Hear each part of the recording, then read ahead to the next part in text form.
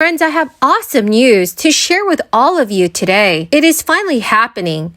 Financial relief is finally making its way to millions of Americans this week, and many Americans can expect to receive thousands of dollars in extra stimulus money. But friends, you may have to take action in order to claim this assistance. So do make sure that you watch until the end of this video, because I will be sharing with you everything that you need to know, including how to claim this relief payment. I will also be giving away 4 $75 Walmart gift cards every week. Please enter the giveaways by clicking and liking several of my videos, and then comment below the keyword of each video that you watch. The more videos that you comment on, the greater your chances of winning the giveaways. During the months of October, November, and December, I will be giving away surprise $200 gift cards to those of you that have been in this community for several months. It is a simple gesture of saying thank you so very much. A fresh round of U.S. inflation data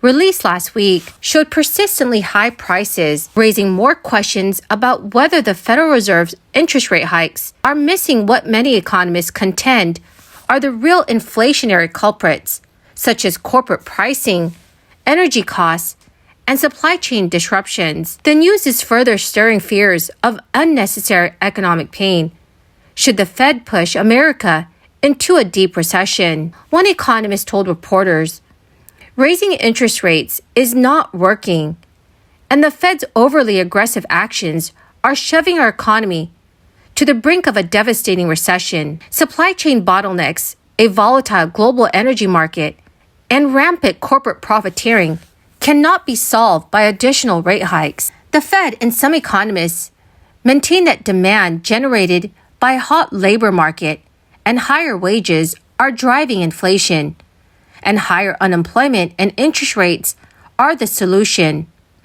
So to end that, the Fed has hiked rates 5 times this year and indicated more increases are to come. Federal Reserve Board Chair Jerome Powell has acknowledged that he will bring some pain to millions of households and businesses. Data shows the Fed is making some progress in its aim. Mortgage rates are soaring and home sales are plummeting. But meanwhile, the latest employment numbers show a sharp decline in job openings, as well as slowing job and wage growth. But Thursday's Consumer Price Index numbers for September revealed the approach has yielded few gains on pricing. Inflation inched up to 8.2%, while month-to-month it had climbed 0.1% in August and 0.4% in September. Claudia Sahm, a former Fed economist, has recently told reporters the price drops are not materializing because current inflation largely is not demand or labor-driven, as it often is during inflationary periods. High inflation is not workers' fault, but the Fed is waging a war on U.S. workers. Federal Reserve Board Vice Chair even acknowledged the roles of pricing and supply chain disruptions during a speech this week before the National Association for Business Economics. Retail profit margins have increased 20% since the crisis onset, roughly doubling the 9% increase in average hourly earnings by the sector's employees. Skyrocketing demand for durable goods, coupled with supply chain disruptions, has created enormous pricing power for companies that had stock on hand, and typically corporations attempt to widen margins by suppressing wages. But that changed during the crisis recovery. So friends, please let me know if you think that the U.S. is headed into a recession.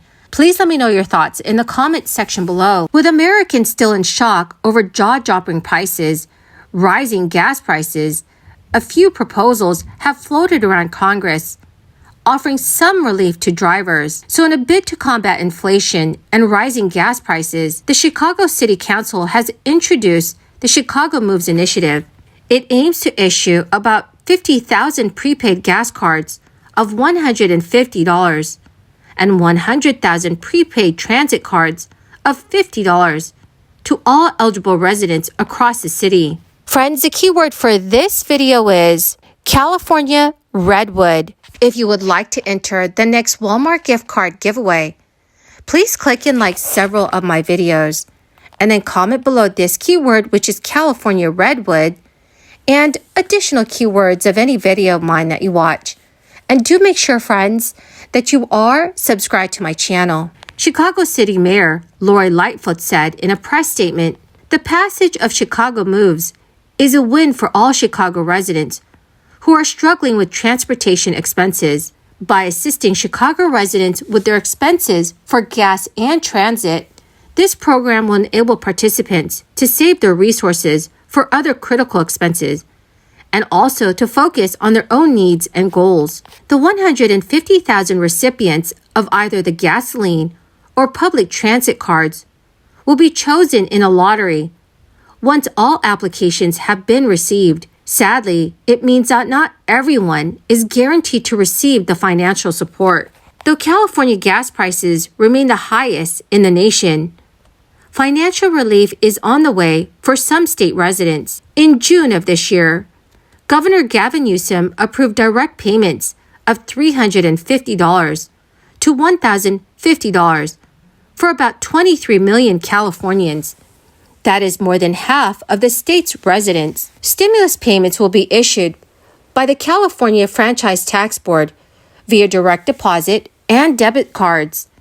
So if you received either of the two previous Golden State stimulus payments by direct deposit, you will receive your middle-class tax refund by direct deposit by October 7th and October 25th. The Franchise Tax Board expects 90% of payments to be issued by the end of this month. Well, my amazing and beautiful friends, that is the end of my daily stimulus update video for today. Thank you, my dear friends, for joining me here every day when I post a video. I want you all to know that I greatly appreciate every single one of you. Thank you and have a wonderful and blessed weekend. 2% in August. While President Biden and his party and climate activists began setting up for their Inflation Reduction Act party at the White House.